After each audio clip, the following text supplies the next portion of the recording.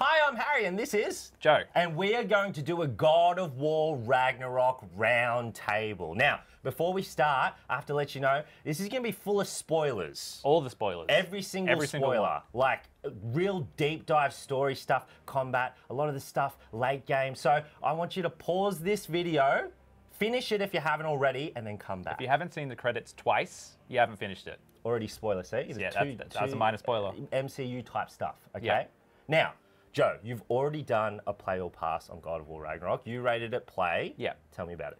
I mean, I loved it. Yeah. It's so epic.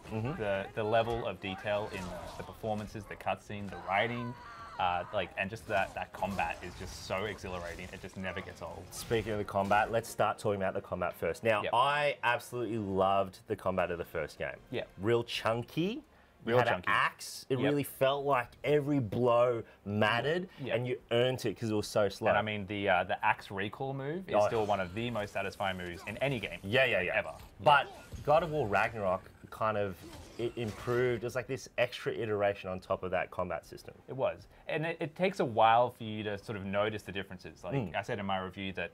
For the first few hours, I was like, this is the same. Yes. Like, it felt very similar. I didn't really notice many of the changes for a long time. And then even then I had to go back and play the original to really feel the changes and go, okay, well, that actually is new. And appreciate it. Yeah, I did the same. I played a couple hours of the first one, and I thought, so there's a new ability that all weapons have where you press or tap triangle, right? Yep.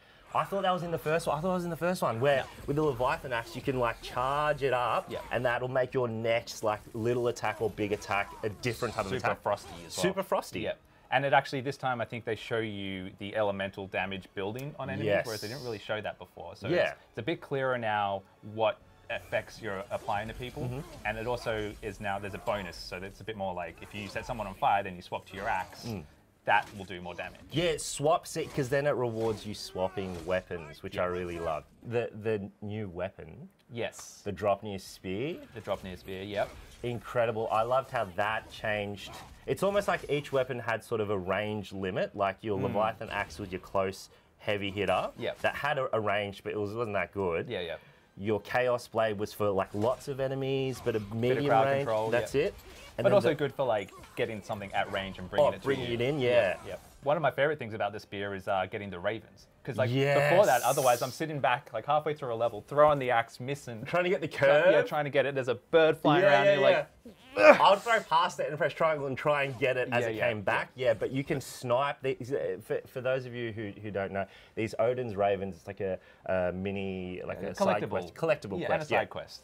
It was in the first one, so you got to hit these green ravens, but the spear makes it so much easier. Yeah, you can just snipe them. Yeah. Whereas the axe has a big, it has a limited range as well. So sometimes you'll see one and it's just kind of a bit further than you think. And a parabola with your throw. You're trying to arc it and you go, I just can't get it. But with the spear, you can just be. It's so good because with the spear, like it also rewards, I feel like a bit of planning because that spear, that initial, when you're aiming it and throwing it, it impales the spear into an enemy. Yep, and then you can press triangle to bop, bop, bop. Their little spears explode. So what I was doing was, if I saw an encounter far away, I would be like, you're the one that's going to become a porcupine. Yep. Like I pick, you're the porcupine. I go, whoop, whoop, whoop, whoop, whoop, whoop. I throw all the thump, thump, thump, thump, thump, thump. And then that starts the encounter. They realize I'm like there in the bushes. Yep. And then they start running to it. But I'm already detonating. I'm already like getting my whips out. Like it's, I love that it does complement, the new weapon complements the other ones. Yes. But it has its own flavor. And I think once they give it to you as well, they start introducing a lot more annoying, pesky characters, like sniper characters who are on the edges, so you have to kind of swap that, take them out, get back into the main fight. Yeah, and to mix it up and to speak on that, I love that you brought that in. One thing that I love that the combat improved upon in Ragnarok was the enemy variety. It added like a bigger variety to account for the weapons. Absolutely, and it does a bit more of that sort of giving them, you know, they might have a shield or an effect that can only be broken with one of the specific weapons. Yeah. So you'll need to swap to your fire to break an ice shield. Or that's right, your elemental shields. Because like, I mean, the first one did have that when you met the frost enemies, and if you hit them with the axe, you'd have to do bare-fisted. But there's like, it seems like there's 3 also different elemental shields, so you do have to swap. Yeah.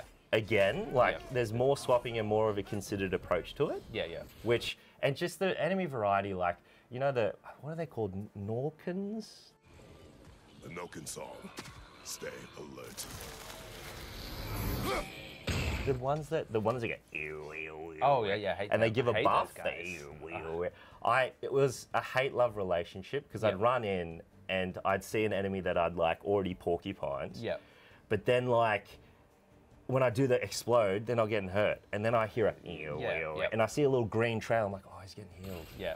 He's getting healed. And I have to kill him. I mean, it's not just like they're getting healed; they're invulnerable. Yeah. Basically. Yeah, you can't kill them. You can't kill them. Yeah. So then those layers of additional combat. Yeah. The layers of additional combat and variety made me like appreciate the different approaches you can take.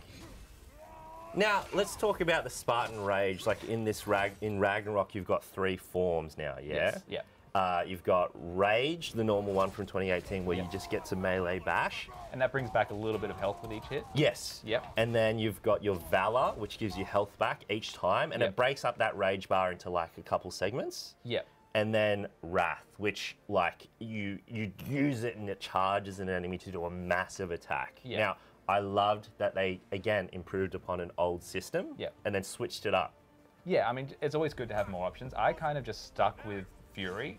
I like Fury. You like getting angry. I like getting angry. It gives me a bit of health. Yeah. It does a lot of damage, and it does give you multiple chunks. I think it gives you 2 chunks by the end of the game. So yeah, I just found that was my go-to. But that's the thing. It's like you play however you want. Yeah. And you can also, and this is another thing that's big in 2018. Like it feels like everything can be upgraded or like mixed up in a way. Yeah, absolutely. I mean, almost to a fault. Yeah, I mean, like, okay, I forgot to upgrade my shield now. I haven't upgraded the moves within the weapons themselves. And that really matters because like they made, I can't remember the term they used, and like this whole gear system, like each bit of armor can be leveled up, and then that then accrues into your like power level. Yeah. So like if you forget to upgrade a certain armor part or like an amulet thing or like this or like your weapons, your power level doesn't go up. So you're taking hits a lot more, and it did feel a bit overwhelming, hey. It is a bit, and I think it can be easy. For me, I didn't really keep a lot of track of the stats. Yeah. If you really want to, I think you can get in there and go, I'm gonna like create a really balanced build or a really powerful runic build. Yeah. But for me, I was kind of just like, which one has the highest overall numbers? I want the most numbers. Yeah, I just want more green. I'll just go with that. But the cool thing is, the other thing I really liked was, it's not like there was a singular bit of armor or like accessory that was like overpowered, like the one that you needed. Yeah. You could switch it up. Everything has its own play style attached to it. That I think, I very much appreciate when something lets me maybe be a bit more defensive. Yeah. Like I like the shield that lets you just like charge up multiple things. Oh yeah. As you get hit. Yeah. I think that's also one that lets you do like a punch behind it. Yeah, and it sends them flying. Yeah. So I like that. But I also I played with the one which required really tight timing for a while because I quite enjoyed that. It's got a really. And it punishes them. It's like high risk, high reward. Yeah, high risk, high reward. And there's another one which gives you like an instant like counter move. Yeah. So many little options. Different options. It's crazy. And actually, speaking on the shield and like combat, like connected, that's another big thing. People going from 2018, like if you've just played 2018, you're playing Ragnarok, the whole shield system's different, right? Because in the first one, you have a whole skill tree for like shield and unarmed. Like that's a whole thing. Whereas in Ragnarok, your shields. You have each shield has like a different shield ability. So when you double tap L1, like I really loved one that when I double tapped L1, it let me charge. And then if I ran far enough, it would like smack him. But all those abilities that you learn in the first one are just absorbed into your shield abilities, and then you get a bit of extra flavor on top in Ragnarok. The other thing, and another layer of complexity, is that each skill in the skill trees has this labor buff type thing. Where you can like, it's usually a choice of 3, something like protection, stun, or like damage or whatever. But after you use the skill enough, you can add an additional buff on top of that. And I said in my review, I really loved that it actually showed me it says, oh, you haven't actually used this move at all. It's like 0 out of 15. Yeah, So it's like, oh, I've unlocked this thing and I'm not using it at all. What's the actual, what's the combo I got to do? And then I'd try it and be like, okay, well, I'm not going to use that. Yeah, but it rewards you. It rewards you for using it. Yeah, and it's nice to actually keep track of that thing, because sometimes I'll just be doing it naturally with my natural playstyle. The move would just incorporate itself somehow. Yeah. And then other moves are just like, well, I'm not going to go out of my way to time that one and do like light, heavy, light, or whatever it might be. But some bosses needed, for me personally, some bosses needed certain labor buffs for me to win. Like, I needed to, for example, the Leviathan Axe R2, where it's called the Serpent Strike, I think, where he does this big move. Yep. I needed the protection buff on that to fight like some of the quicker bosses in the game, because it means that you don't get staggered when you get hit. And like my timing's not great. So when I added that buff, it made the bosses so much better. And speaking of bosses, I mean, God of War is known as a franchise to have incredible boss fights. Yeah, I mean, it's basically a signature move, isn't it? Yeah. Giant boss with lots of quick time events usually. Cinematic, yep. Epic. Gruesome deaths when you beat them. Yep. How did you find the bosses in Ragnarok?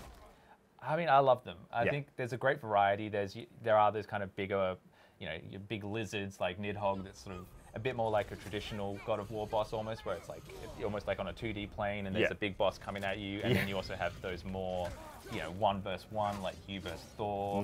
There's the Phantom bosses, which you stumble across. The first time one of those just popped out of the desert, I was like, what is this? Yeah, okay. This is embarrassing. Do you know how long it took me to kill the Phantom boss?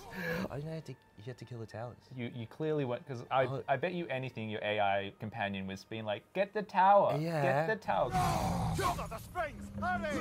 But I was like, boy, quiet. Father's working. Yeah, your dad's trying to kill a Phantom. Yeah. This is a giant, like, ephemeral beast. I don't need to worry about the tower now. It's going underground and coming up, going underground. Like, it was very intense. But that's embarrassing for you. It was very embarrassing. Especially and this is another like gameplay thing. Your companions always seem to give you hints. Yes. And I found it grating because, like, I definitely needed those hints. Yeah. But they kept coming like every 3 seconds. Like. Yeah, I think it's a bit of a Sony first-party staple. They did that a lot in Horizon, and I think it's a great accessibility feature. Yes. I've heard a lot of people say that, like, for someone who's maybe a bit vision impaired, having someone, give you those prompts, and even someone who's just a bit, slow like us. Occasionally, like just having those little, audio prompts being like, this is what you got to do, can be really helpful. It helps heaps. I often find it's the case where the one time you really need them, where you're a little bit stuck and you don't know what to do, that you're like, they're not can there. you say something? Like, what am I supposed to do? Well, I loved, my favorite was in boss fights. It was almost like embedded into the story as well. Like, Mimir is on Kratos' like back, and then anytime Mimir would say like, behind you, Kratos. Like, I loved it because that's all he can see really. It's so real, like, it feels relevant. Although like, I did feel like he says that a lot, because there always is someone behind you. This is true, and it's just like, I know Mimir. I know. Yeah, know it all. Like, But the boss fights, like the variety of like boss fight to boss fight, I really like. There were some, obviously, there were some recycled boss fights. Again, those phantoms. There's a bunch of those. There's a bunch of like trolls, trolls, and you come across Thor multiple times. Yeah. But I love when a boss like Thor, for example, is one of those things you have a few encounters with. Because it makes it much more epic. It's like you have a vendetta against him. You verse him at the start, and you're like, all right, well, now I've got some beef. And you expect it. You're like, oh, this is just a little fight with Thor. I'm gonna have a big fight with Thor later. It's the start of the game. You're not gonna kill Thor now. No. Yeah. But okay, do you have a favorite boss? I would probably say the final. Oh, the final. Like the final with Odin and Thor and that whole encounter. So you're including that whole stream of fights? I think so. I mean, because like that's like the culmination of it. And it's like the emotion and all the characters coming together, and I felt like Lord of the Rings. It's like running through this battlefield. And all the storylines sort of paying off in one epic, sequence. That's what you play a 30, 40-hour game for, to have have it all come together and just be like, oh, well. Well, okay, so you did surprise me, because my favorite boss fight was Heimdall. With the gameplay switching to Atreus, you play, which is another huge thing to include, like, you're playing a different character in a God of War game. Yeah, I mean, they did the Halo 2, they did the Metal Gear Solid 2. The Last of Us Part 2. Yep. They switched it up. Switched it up. But throughout the whole game as Atreus, you've got Heimdall being an Absolute gronk. Think you could pull me up, or... No, I don't think I will. I think maybe I'll drop you. No. No. Yes, I'm going to drop you. Goodbye. Wait. Like an absolute jerk. Yeah, And you're like, I was like, I can't wait. Yeah. I can't You're gonna wait get yours, buddy. to smear your face Yeah. across it. I'll porcupine you. Yeah, I he will. was- And then I mean, when you do... And it's fair enough. Like, it works so well for the character. Yeah. Because he can see everything. Of course, he's going to be a little bit arrogant. Yeah. Like, I can see everything coming, so nothing you do is going to surprise And me. Like, this is why I loved his boss design, and he's my favorite boss because he has like a future sight, Yep. but also it's embedded into a skill set. So I was talking about my favorite armor before, the radiant armor that gives you realm shift. Yep. So picture this, the first time I'm fighting Heimdall, and he's quick. I've got the weapon that'll definitely kill him, and I'm like, oh, I'm gonna win. He goes, whoa. Like the flash, zoom, and then goes to punch me. But me, because I've trained over time, I dodge last minute. I go into realm shift activates. I'm like, you're going down now. You're going down. Realm shift does nothing. doesn't do it. Because he lives in realm shift. Like anything he does, because he's so quick. And so when the gameplay was just normal speed, and then he hits me again, and then he said something like, well, you think that was fast? And I was like, oh my God. Yeah. Realm shift does nothing. The goggles, they do nothing. They do nothing, I felt very powerless. He's and I Agent thought, Smith in the Matrix. exactly. He's dodging the punches. Yeah, I was so impressed that they embedded that into the game. Like, yeah, I mean, that's one of the things they do so well is just preempt the player. And know how you're going to play. Like, and to add that, like, we're going to go into like story and character now. I loved how like bosses and character and story were interwoven. Like, for example, with Heimdall being so quick, being able to like predict any attack, when you attack him with the Dropnir, in the story you get the Dropnir spear, the first time you throw it, I don't know if you remember, he dodges and he catches one and he's like, psh, you idiot, but he doesn't know you can detonate them. Yeah. So then you detonate it, explodes, and he's like, what was that? And you're like, you didn't see that one coming. You didn't see that one coming.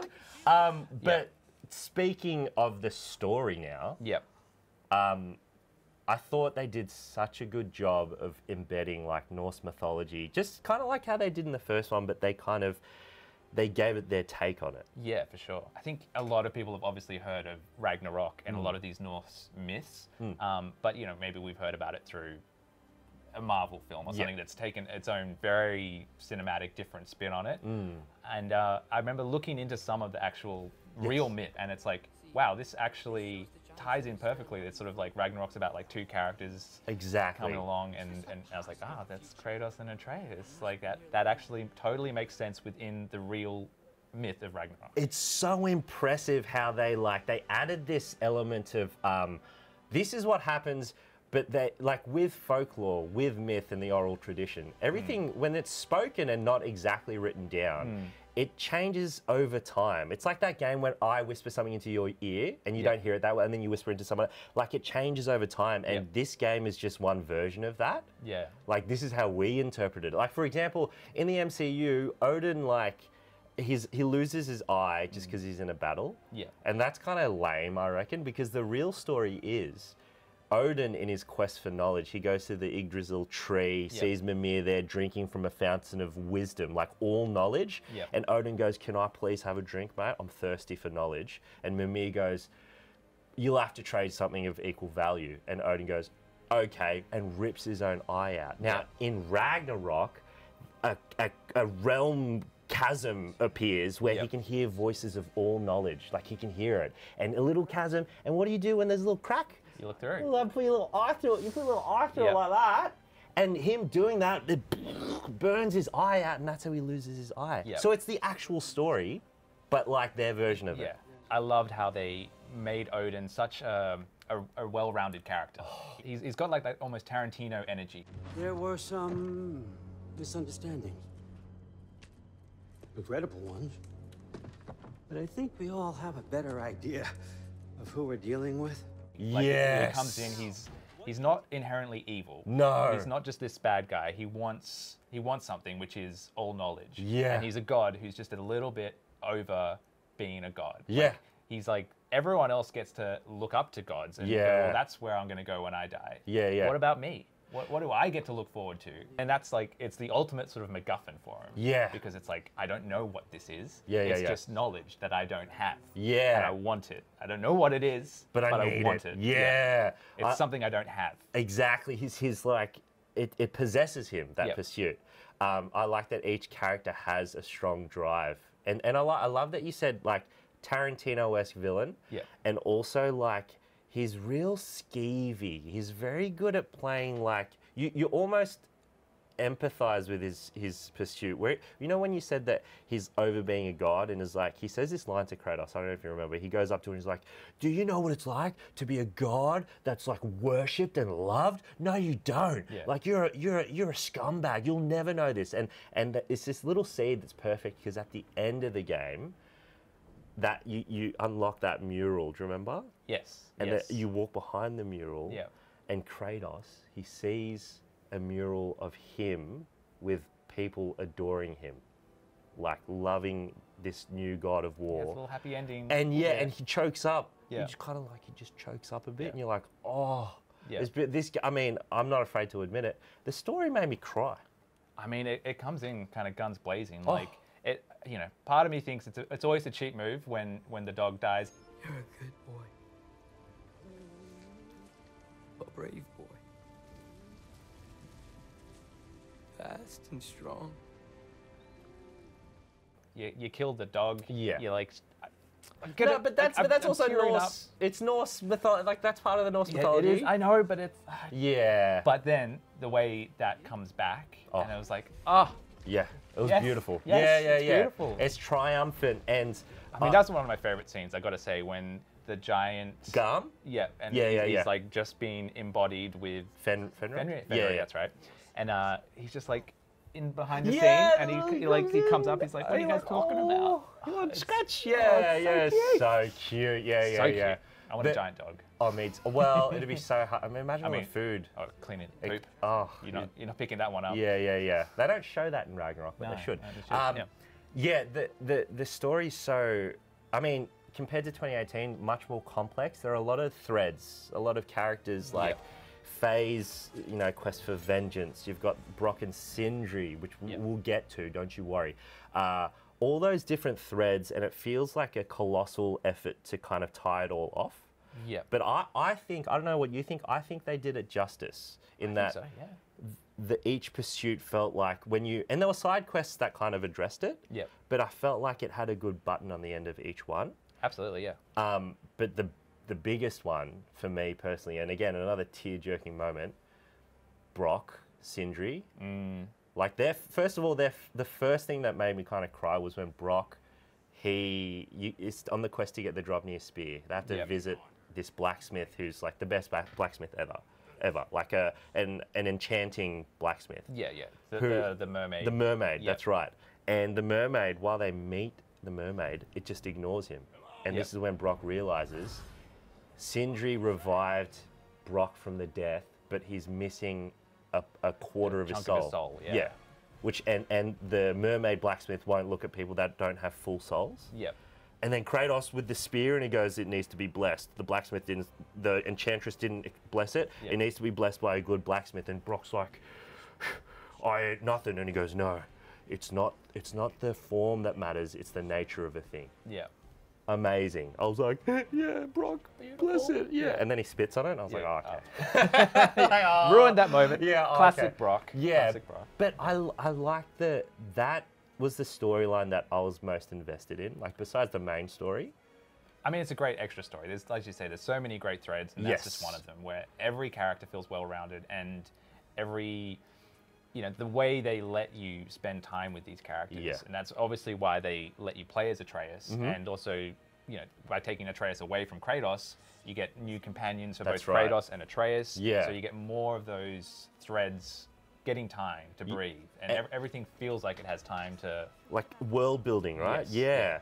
Yeah. And Brock, like, it's amazing that they can make a side quest, side mission thing so impactful, I feel like. And it does come back as well, where, I mean, we got to talk about it, like Sindri's change in the game is incredible. Like, after Brock's death, Sindri being this neurotic germaphobe, Yep. always wearing the gloves, never touching anything, and then he just turns into this ruthless killer, takes his gloves off, and he's grimy. By Yep. the end of it, he's covered in blood, which he would normally hate. Yep. And then the final ending of Atreus has got Odin's soul in the ball, and he gives it to Faye, because this is Faye's quest for vengeance. Like, you get to decide Odin's fate now. Yep. And she goes, oh, now that I have it, I don't know what I want. Sindri just grabbing it, smashing it with a hammer, and just killing Odin, just being like, it's done. And he's out. Yeah. Out. That's what comes next.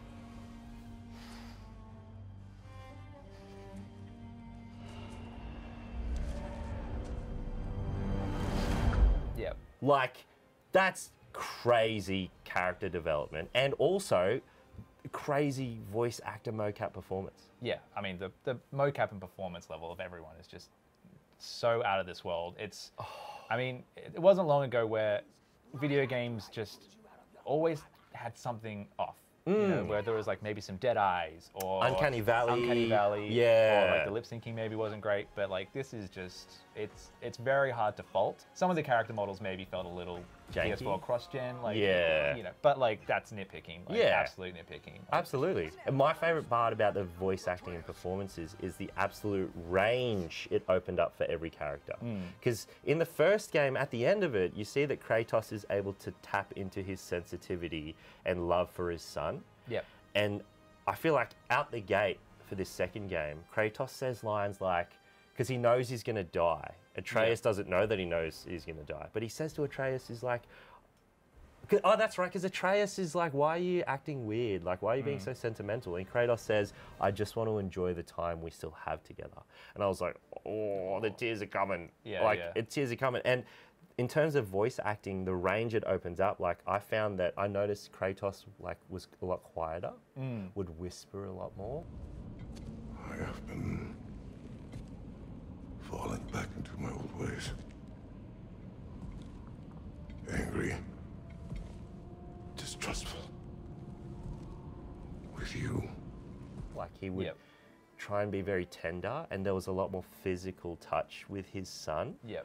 And then Atreus had that range of, like, he's brooding and angsty. Like, he's like, shut up, Dad. Shut up, fake Dad. Like, he's really, like, his two dads that he's, like, rebelling against. Yep. I love that it opened up this range. And then also, like, a staple of the voice acting in the first one, Kratos calling his son boy. Yeah. But then in the second game, Almost never, but there is that one amazing moment, and it's just like, you're just waiting for it. It's like when, you know, say the line. Say the line. Say the line. Yeah. And they did it masterfully because they knew that we were waiting for it. So when it does happen, you're like, yes. Come on!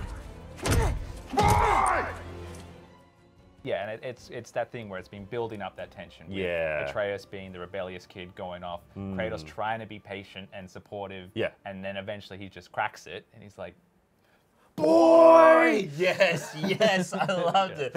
I loved it. Now, Atreus was obviously a big focus in this second game. Yep. How did you feel? It's basically his story, I think, in a way. It is Atreus' story. Exactly. Yeah.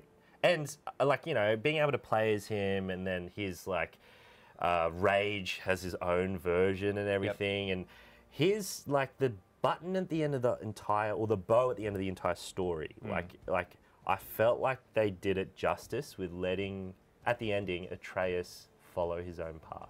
Yeah, absolutely. It's that sort of, that Catcher in the Rye kind of moment where it's like, you've got to let them reach for the ring, go out into the world, and Kratos just says, all right, off you go. Like, you go find out about your giants and your path. You and I, we're not done, but you need to become your own man now. You've proven yourself capable of dealing with the world. Off you go. And I feel like it beautifully, that send-off was really beautiful. Now, playing as Atreus, like, do you think they implemented it well, and how do they do it?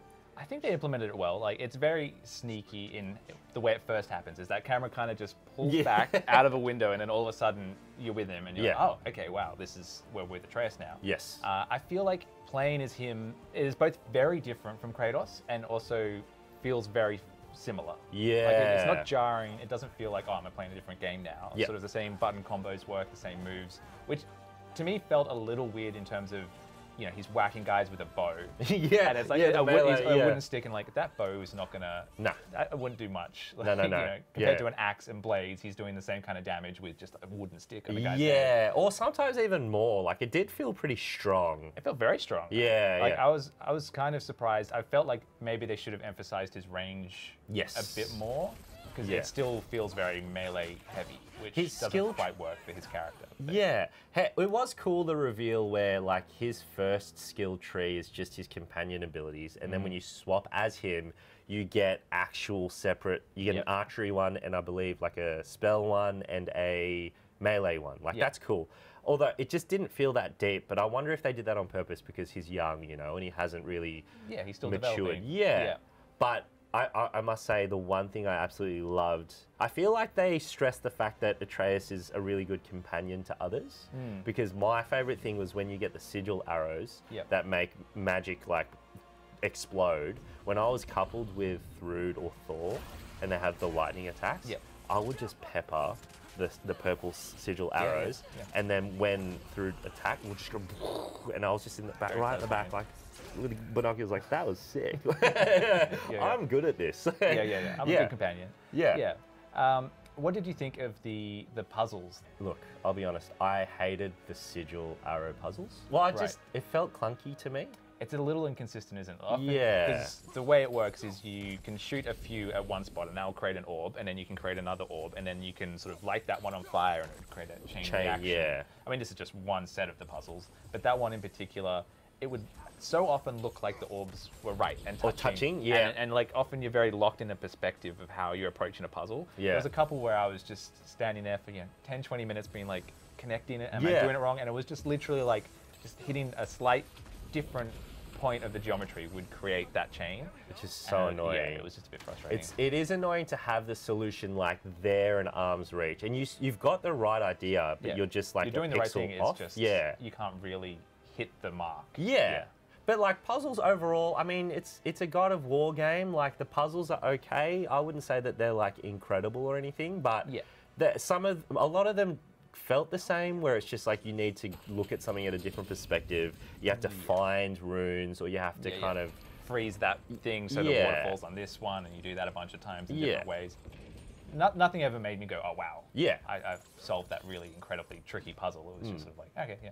Well, but I'm glad though, because I feel like maybe too much focus or attention on puzzles might have taken away from what God of War is good at, which is like the combat. So Yeah. the puzzles were okay, but you know They serve their purpose. Yeah, exactly. They serve their purpose. Well, now, do you think there will be a sequel? I would be very surprised if there isn't more. I Right. don't necessarily know if it'll be a sequel. Oh, I mean, I think there might be something in a few years' time they'll want to not reboot it again. Right. But maybe it's out of this realm. Yeah. Maybe it's an Atreus spin-off. Maybe. It's I don't know. There's so many possibilities. There's so many different mythologies they could visit if they wanted Absolutely. to. I would just be surprised if there isn't more of this, because it's been one of the most successful games ever, 100%. and it's fan bloody tastic. Yeah. Make more, please. Like, for Please me, make at more. least. It'll Yeah. take. I mean, it'll take because it was like 4 years since the last one, and then Yeah. like it'll take time. But I wouldn't be surprised if I wait until the PlayStation 6 to see something Yeah. else. To be honest. yeah, and it'll deserve it. It'll deserve absolutely it. deserve it. Yeah. It'll be one of those moments when it's revealed and everyone will be like, Yes. yeah. Kratos is fighting Buddha. Like, Yeah. Take that, Potter. yeah. Okay. Well, I think that wraps up our round table. Thank you for joining me, Joe. Thanks for having me. Tell me, did you enjoy God of War Ragnarok? What did you love most about it? Let us know in the comments, and we'll see you again next time. Bye. See ya.